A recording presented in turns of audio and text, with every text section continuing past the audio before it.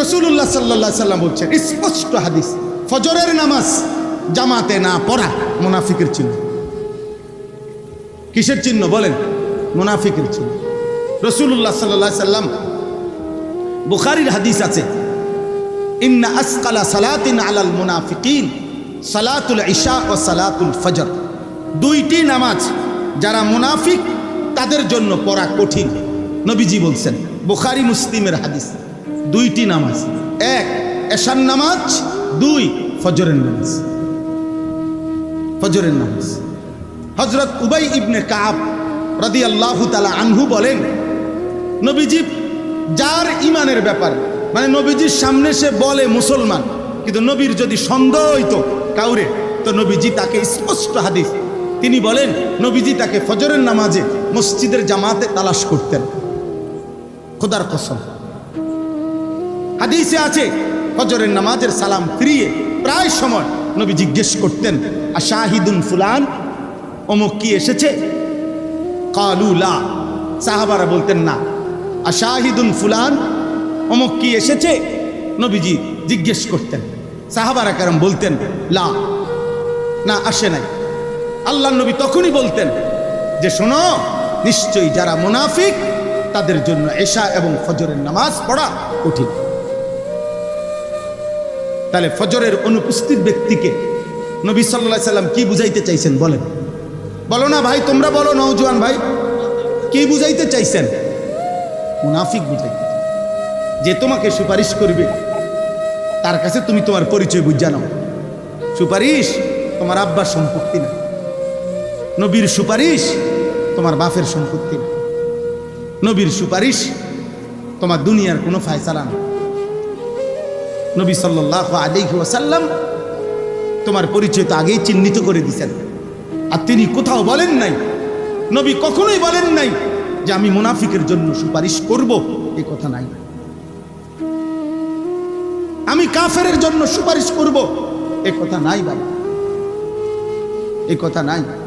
নবীর হায়াতে মুনাফিক সর্দার আব্দুল্লাহ ইবনে উবাই ইবনে সালুল, যে নিজেকে প্রতিদিন বলতো মুসলমান কিন্তু ছিল মুনাফিক, নবীজি তার ইন্তেকালের পরে এই উনার ছেলে, মানে মদিনায় যে মুনাফিক সর্দার ছিল তার ছেলে ছিল খাঁটি সাহাবী। মুনাফিকের ছেলেটা আব্দুল্লাহ ইবনে আব্দুল্লাহ, ছেলের নামও ছিল আব্দুল্লাহ, বাপের নামও ছিল আব্দুল্লাহ। আরব দেশে এটা এখনো রসুম আছে, একাধিক ব্যক্তির একই নাম, তিন ভাই, তিনজনের নাম মোহাম্মদ, মোহাম্মদ আল আউয়াল, মোহাম্মদ আসানি, মোহাম্মদ আসালেস। তারা নবীজির নামের এমন বরকত মনে করে, কখনো কখনো 3-4 ফুটের সবার নামে রাখে মোহাম্মদ। প্রথম মোহাম্মদ, দ্বিতীয় মোহাম্মদ, তৃতীয় মোহাম্মদ, এমনি বল, বুঝছেন, বরকতের জন্য। যাই হোক, তো এই ওনার ছেলে ছিলেন সাহাবী। তো উনি খুব কাঁদতেছিল, ইয়া রাসূলুল্লাহ, আমার আব্বা আপনি যদি একটু জানাজা পড়াইতেন, আর আল্লাহ যদি এই উসিলায় মাফ করে দেন। নবীজি গেছেন ওই ছেলের আবদারে ওই মুনাফিক সর্দারের জানাজা পড়াইতেন। সূরা তাওবার মধ্যে স্পষ্ট আছে। সাথে সাথে জানাজা পড়ানোর কারণে জিবরাইল আইসা আল্লাহর পক্ষ থেকে জানাইছে, নবীকে আল্লাহ জানাইছেন, বন্ধু আপনি যদি এই মুনাফিকের জানাজা না, শুধু আপনি যদি তার জন্য 70 বার আপনি যদি আমার কাছে মাফ চান, আমি ওয়াদা দিলাম আমি তারে মাফ করব না। আর কোনোদিন কোন মুনাফিকের কবরে, কোন মুনাফিকের মাগফিরাতে আমার কাছে চাইবেন না। লা তাকুম আলা কবরিহি আবাদা, বেঈমানের এই মুনাফিকের কবরে আর কোনোদিন দাঁড়াবেন না।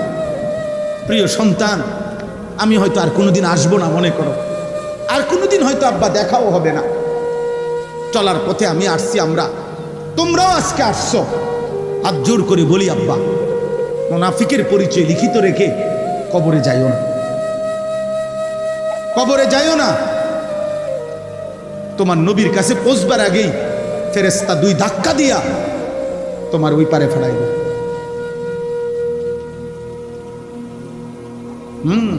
হাফেজে কোরআন সুপারিশ করবে, আলেমে দিন, হাজি সাহেব, তোমার ছোট ভাই, এ তো পরের খবর। প্রথম সুপারিশ করার অধিকার তো শাফাআতে উজমা, যেটা বড় শাফাত, প্রধান সুপারিশকারী তো কে? নবী সাল্লাল্লাহু আলাইহি সাল্লাম। তার থেকে যদি ফেরেশতা, হাদিস স্পষ্ট আছে, নবীজি বলেন আমার বহু উম্মত আসবে, আসতে চাইবে, ফেরেশতা ধাক্কা দিয়ে সরাই দিবে। নবী বলবে হায় হায় আমার উম্মত আসতে দাও।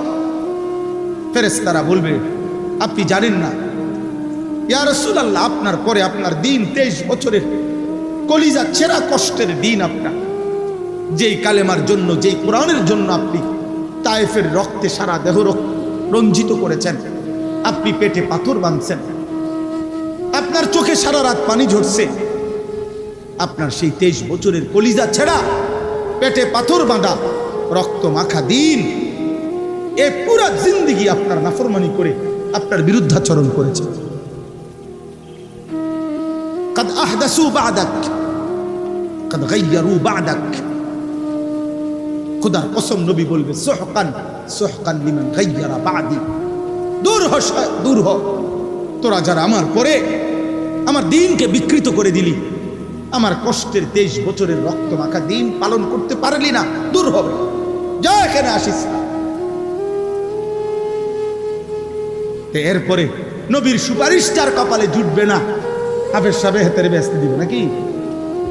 কথা বলেন না কেন? হ্যাঁ মৌলানা সাহেব আপনি দিবেন বেহেশতের পরে, বেহেশত আপনার আব্বার।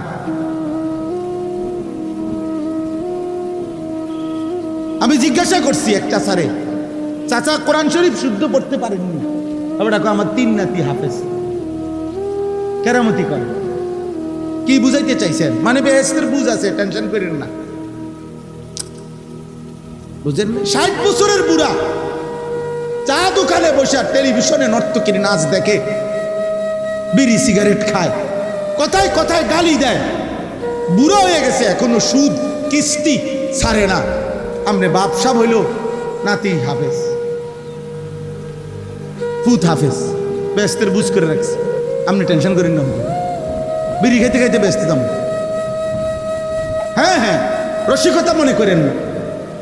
যদি ভুল বলি, আপনার হিম্মত থাকলে এখানে আসেন, জবাব দেন। আমনে বলেন আমনে মৃত্যু পর্যন্ত পাপের উপরে মজবুত ফিরলেন না, তওবাও করলেন না, আল্লাহর কাছে মাগফিরাতও চাইলেন না, চোখের ফোঁটা পানিও ফেললেন না, প্রত্যেক গুনার উপরে রাইখা, যথাস্থানে রাইখা আপনি আপনি কবরে যাইতেছেন। আপনি কি বুঝাইতে চাচ্ছেন? কি বুঝাইতে চাইছেন বলো না ভাই? 17 বছরের যুবক, কে তোমার নিশ্চয়তা দিল তুমি আরো 40 বছর বাঁচবা? আমার সাথে যে গাড়িতে থাকে আমার ড্রাইভার, আমার খাদেম একটা ছেলে, এই 2 জনকে আমি আজকেও মাহফিলে রওনা দিয়ে কথার প্রসঙ্গে বললাম যে 1 মিনিট পরে কইতো যে কথাটা বলতে চাচ্ছ যে ভাই আর আসতে 1 মিনিট লাগবে বা করতে আর 1 মিনিট লাগবে, আমি আজকেও বলছি সাবধান, এই 1 মিনিট সময় হাতের পাশ কথাটা বলতেও ইনশাআল্লাহ বলবো। জিজ্ঞাসা করেন, আজকেও বলছি যে আর 1 মিনিট লাগবে আসতে, না না আর 1 মিনিটেরও নিশ্চয়তা নেই, 1 মিনিটেরও কি নাই নিশ্চয়। অতএব দয়া করে আমরা বুঝাইতে চাচ্ছি যে কর্মগত যদি কেউ মুনাফিক হয় কর্মের কারণে, অথচ সে তওবা করলো না, বুঝতেই চাইল না, তাইলে আপনি আখিরাতে কেমনে বাঁচবেন? কেমনে বাঁচবেন বাবা? আপনার 60 বছরের গুনাহ রাইখা আপনি কবরে গেলেন, তওবাও করলেন না, ফিরলেনও না, গুনাহও ছাড়লেন না। আপনারে কে বুঝাইয়া দিল যে আমনের মরার পরে বুঝি আমনের 60 বছরের গুনার বদলায় চুরি, সুদ, কিস্তি, গালি, নাটক, সিনেমা, নর্তকী দেখা, বেপর্দা জিন্দিগি, হারাম রোজগার, এ সব কিছুর বিনিময়ে 1 লাখ টাকা খরচ করিয়া গ্রাম চুক্তি মানুষ গোস্ত দিয়া ভাত খাবাই দিলে আমনে বেহেশত যাইবেন গা? আমনের এটা কে বুঝাইল? কে বুঝাইল? কোন হুজুরে বুঝাইল? আমনে? কে বললো? বলেন বাবা, বলেন, ইনসাফ করেন, ইনসাফ। ঠেলাঠেলি করার দরকার নেই, আমি ধাক্কা ধাক্কি, আমার কথা বুঝে না দিলে আপনি ফেলে দিয়ে বাদ দেন। আপনার কাছেও আমি আটকাইতাম না, আপনিও আমার কাছে আটকাবেন না, কিন্তু আমি আপনি দুইজনই আল্লাহর কাছে আটকাবো না। কি বলে? আল্লাহর কাছে ফিরবো আমরা। কোরআনুল কারীমের সমস্ত জায়গায় আল্লাহ বলছে, ওয়া আনফিকু মিম্মা রাযাকনাকুম মিন ক্বাবলি আন ইয়াতিয়া আহাদাকুমুল মাউত। বারবার বলতে চাইছে, বান্দার রিজিক আমি দিছি, আমার দেওয়া সম্পদ থেকে আমার রাস্তায় খরচ করো। এক্ষেত্রে বেশিবার বলছে আল্লাহ যে মৃত্যুর পূর্বে, মৃত্যুর পূর্বে। আরে আমি বাইচা থাকতে, আপনি আমি বাইচা থাকতে 1 টাকাও আমার দরকার এখন। আর আমার মরার পরে আমার নামে যদি গোটা পৃথিবীটাও দান করে দেয়, আমার তো সমস্যা না, আমি তো মরিয়ে গেছি। বুঝেন নাই কথাটা? এই জন্য মৃত্যু পরবর্তী সাদাকা নিঃসন্দেহে সওয়াব, কিন্তু মনে রাখতে হবে জীবিত সাদাকা 1 টাকা মৃত্যু পরবর্তী 1000 কোটি টাকার চাইতে বেশি। কারণ আমার তো অনেক টাকাও কি দরকার। আমার মরার পরে তো আমার গোটা দুনিয়াটাও আর কি নাই দরকার, দরকার না। এই জন্য দোস্ত, প্রিয় ভাই, শেষ হলো মুমিন। এবার আসেন যারা ঈমানদার, বাস্তবিক অর্থেই মুমিন, কলিজা দিয়েও আল্লাহরে মানে, জবান দিয়েও মানে, আমলও করে, ওযু, নামাজ, রোজা, হজ, যাকাত, জিকির, তেলাওয়াত, দান, সাদাকা, জনহিতকর কাজ, আল্লাহর হক, বান্দার হক সবই আদায় করে। কিন্তু এই সব কিছুর মধ্যে মাকসাদ হলো রিয়া, মানে দুনিয়া, লোক দেখানো, অথবা দুনিয়াবি সম্মান, মর্যাদা, ইজ্জত, প্রভাব, প্রতিপত্তি, ক্ষমতা, এটা হাসিল করা। আল্লাহ তাআলা বলেন, এদের জন্য আমি বললাম, ঈমানদার হওয়া সত্ত্বেও যেহেতু কর্মের মধ্যে, ভালো কাজের মধ্যেও আখিরাত নিয়ত করে নাই, আমার সন্তুষ্টির নিয়ত করে নাই, এরাও আখিরাতে গিয়ে দেখবে তারা বৃথা, তাদের পুরা জিন্দেগীর কর্ম নিষ্ফল। এই শেষ। এই জন্য ইহুদি কোনো ভালো কাজের আখিরাতে বদলা পাবে না, খ্রিস্টান কোনো ভালো কাজের আখিরাতে বদলা পাবে না, মুনাফিক এতেকাদি হলে কোনো ভালো কাজের আখিরাতে বদলা পাবে না। কেন? ঈমান না থাকার কারণে। কেন বলেন না? আর কর্মগত মুনাফিক, যার কর্মে নেফাকের চিহ্ন, সে এই নেফাক থেকে তওবা না করলে, ফিরে না আসলে, তো তার তো ঈমান আমলে হচ্ছে না, তাহলে আখিরাতে বদলা পাবে কি? সে তো আখিরাত চাচ্ছেই না, নাহলে এত লুকোচুরি করে কেন? কথা বলেন না কেন? লুকোচুরি করে কেন? শুক্রবার হইলে 2 রাকাত নামাজ পড়ে, বাকি 6 দিনে 1 ওয়াক্ত নামাজও পড়ে না। তুমি কি বুঝাইতে চাইছো? তুমি চালাক আর আমরা চিরা খাই। কথা বলেন না কেন? তুমি কি বাটফারি বুঝাইতে চাইতেছো? কি তুমি শুক্রবারে 1 ওয়াক্ত নামাজ পড়ো আর আমরা পুরা সপ্তাহ 5 ওয়াক্ত নামাজ পড়ি? আমরা বেকল, হ্যাঁ, আমরা বেওকুফ, আমরা বেওকুফ। আপনি মাঝে মধ্যে 10-20 টাকা দানও করবেন, আবার আপনি হারামও রোজগার করবেন। আপনি কি বুঝাইতে চাইতেছেন? আমরা বেকল, হ্যাঁ, আমরা বুঝি নাই।